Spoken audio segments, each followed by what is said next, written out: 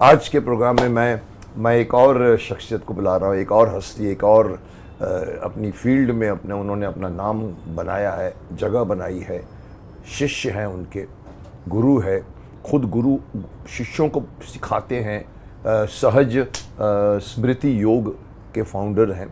तो आपने तो देख लिया होगा नाम, नंद किशोर जी। मैं उनको बुलाना चाहूँगा और अगर आप चाहो तो अभी मिला देता हूँ, मेरे साथ ही बैठे हैं नंद किशोर जी। बहुत बहुत नमस्कार आपको मुकेश। प्रणाम मुझे करना पड़ेगा, आशीर्वाद आपको देना पड़ेगा, क्योंकि मैं पिछले 40 सालों से आयुष्मान अखंड सौभाग्यवती कहता है। मुझे रियल आशीर्वाद अभी तक कोई देता नहीं, आप जैसे लोग दे सकते हैं मुझे। शास्त्र ये कहता है कि को बड़ छोट कहत अपराधु, कौन बड़ा है कौन छोटा है ये कहना नहीं चाहिए, अपराध है।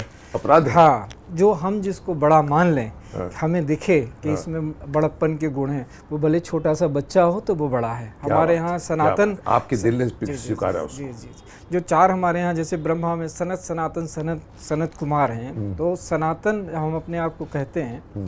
तो उसमें वो 5 वर्ष के बालक माने गए। अच्छा। हाँ, लेकिन उनसे लोग आशीर्वाद लेते हैं, प्रणाम करते हैं उनको कि इनकी उम्र तो सबसे ज़्यादा है।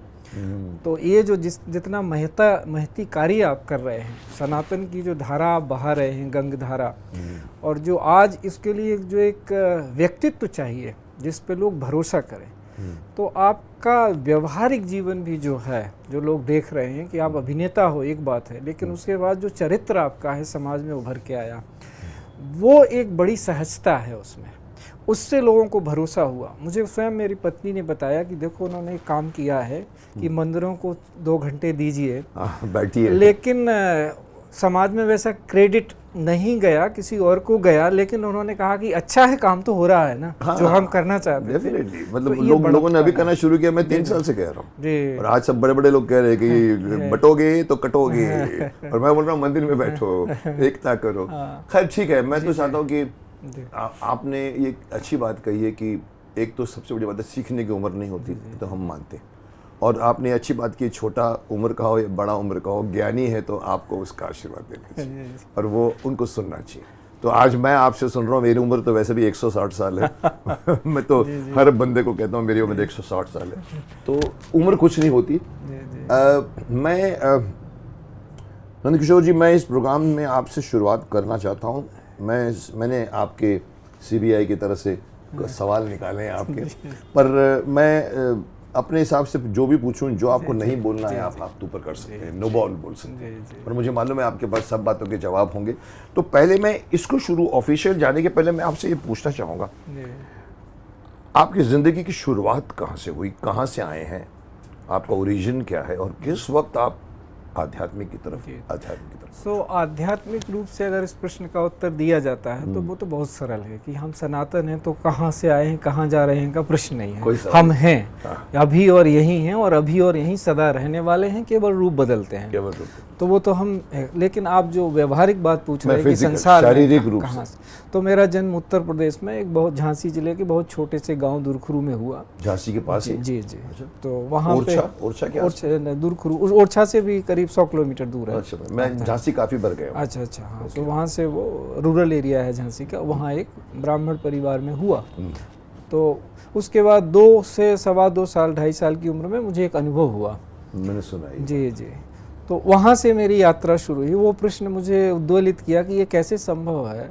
जब मैं बड़ा हुआ उस समय तो मुझे पता नहीं था। तो होता है कि हमारे यहाँ रामचरितमानस का पाठ होता था, हम लोग ऋग्वैदिक ब्राह्मण हैं, तो बहुत पहले ऋग्वेद का पाठ होता था, फिर पुरखों ने वो छोड़ा, फिर वो आ गए इस पे वाल्मीकि रामायण पे, उसके बाद वो छूटा। तो जब मेरा जन्म हुआ उस समय रामचरितमानस का पाठ होता था परिवार में, घर में। हाँ।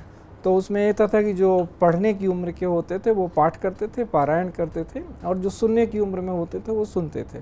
तो मैं 2-2.5 वर्ष का था तो चारपाई पे लेटा दिया गया, तो मैंने देखा कि वो मैं पढ़ सकता हूँ। आपने लेटे लेटे हाँ, देख लिया। हाँ, फील क्या नहीं, मुझे तो लग रहा था कि मैं पढ़ रहा हूँ। ये वर्ड्स का जैसे राम लिखा है तो आपको राम वही दिखाई जो कि आपने सीखा, जो सीखा नहीं था मैंने, जो पढ़ा भी नहीं था उस उम्र में, तो बोलना भी शुरू नहीं।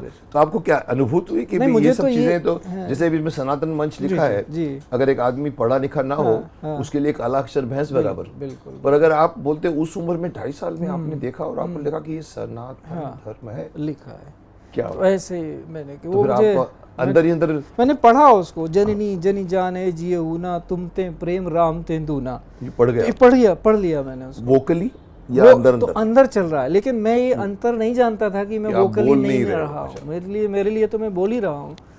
तो मेरे पिताजी ने उसको नोट किया, तो उन्होंने, उनकी आंख में आंसू आए, उन्होंने कहा कि देखो ये बच्चा कुछ बोलने की कोशिश कर रहा है। उन्होंने मुझे आशीर्वाद दिया और कहा बच्चा बोलने की कोशिश कर रहा है। तो वो मेरा अहंकार से पहला अनुभव था, ज्ञान से नहीं था।